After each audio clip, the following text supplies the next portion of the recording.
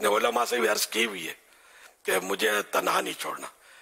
कि मैं मतलब जहाँ भी चूकूं भूलूं, चाहे मुझे एज फैक्टर है, गुस्सा आ जाए, मैं वो ये नौजवान ये हमारे साथ जितने भी ये तकरीबन हमारे अपने ही हमारे यहाँ ये गलियों में खेलने वाले हैं, वो जद्दी पुश्ती उलमा नहीं है, ये हमारे यहाँ का आलिम बने और अत्तारी भी तकरीबन है, तो ये हमारे मेरे बच्चे भी हैं, लेकिन इल्म में बड़े हैं मुझसे, तो मैं डांट दूं झाड़ दूं तब भी मतलब मेहरबानी करके मुझे अकेला मत छोड़ना। अब मैं भूल करूं तो मेरी इस्लाह बराबर करना, चाहे 100 मरतबा मैं ठुकरा दूं आपकी बात को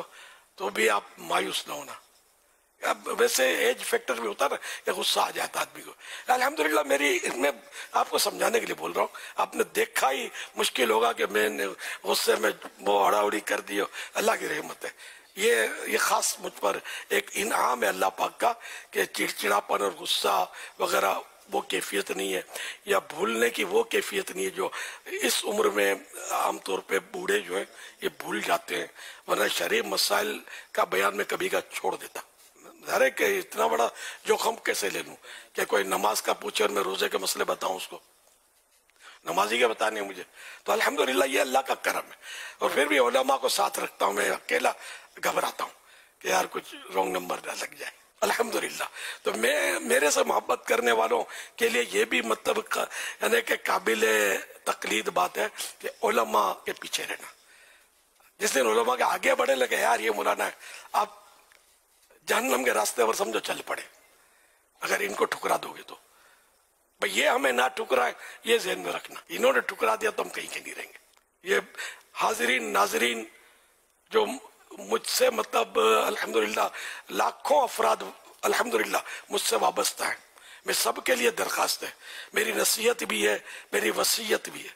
कि उलमा का दामन मत छोड़ना। उलमा अहले सुन्नत, उलमा दीन, जिसकी मैं वजाहत करता रहता हूँ, जिनका अकीदा कुरान और हदीस के मुताबिक है, उलमा अहले सुन्नत जिनको हम बोलते हैं, तो उनका दामन नहीं छोड़ना है। हाँ कोई अगर आलिम बेअमल है और इस तरह की कोई बातें तो उनसे दूर हो गया बंदा, तो बाअमल उलमा की भी तो एक तादाद मौजूद है, तो उनकी सोबत में बंदा रहे। आलिम बाअमल होना चाहिए, वरना यह कि फिर वसवसों से बचना मुश्किल हो जाएगा और अपने अंदर फिर यह कि अमल की खराबी पैदा हो सकती है। क्या आलिम बाअमल कौन होता है ये भी समझ लें, और आलिम बेअमल कौन होता है। फर्ज, वाजिब या सुन्नत मुअक्कदा जो तर्क करता हो वो आलिम बेअमल, और जो इनका एहतमाम करता है, ये जो तीनों फर्ज, वाजिब, सुन्नत मुअक्कदा इन पर अमल कर रहा है, ये नहीं छोड़ता, तो ये मतलब आलिम बाअमल है। अब वो फिर अखलाकियात में गाली बकना या झूठ बोलना, तो ये झूठ से बचना, गाली से बचना, ये तो फर्ज है, तो यूं भी तारीख फर्ज तो होगा नहीं है।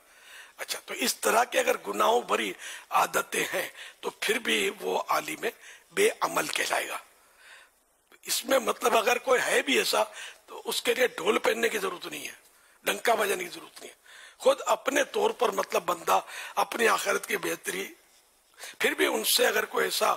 फायदा हो जाता है अपनी आखिरत के लिए तो वो हासिल कर ले, वो ना छोड़े। आलिम अगर झाड़ दे, गुस्सा दिखाए, गुस्सा कर ले, तब भी हो जब बाअमल, तो इनसे बिगाड़े नहीं, और इनसे इस्तिफादा इल्म, आला हज़रत ने फरमाया कि इस्तिफादा इल्म ना छोड़े। कि बेअमल आलिम की मिसाल यहाँ आला हज़रत ने यह दी कि ये खुद तो जैसे खुद शमा जल जाती है लेकिन हमें तो रोशनी देती है ना, तो यूं उस आलिम से अपनी आखिरत के लिए नफा ले ले कि सुन्नी पक्का हो, आशिक रसूल हो, आगे पीछे ना हो, किसी सहाबी पर या किसी अहले बैत पर तनकीद ना करता हो, ठीक है ना। किसी सहाबी पर या अहले बैत पर अदना सी भी तनकीद जबान से नहीं इशारे से भी करे ना, उससे 7 गलियां दूर से चलना गया, या कहीं इसकी सांस कहीं आपसे टकरा ना जाए।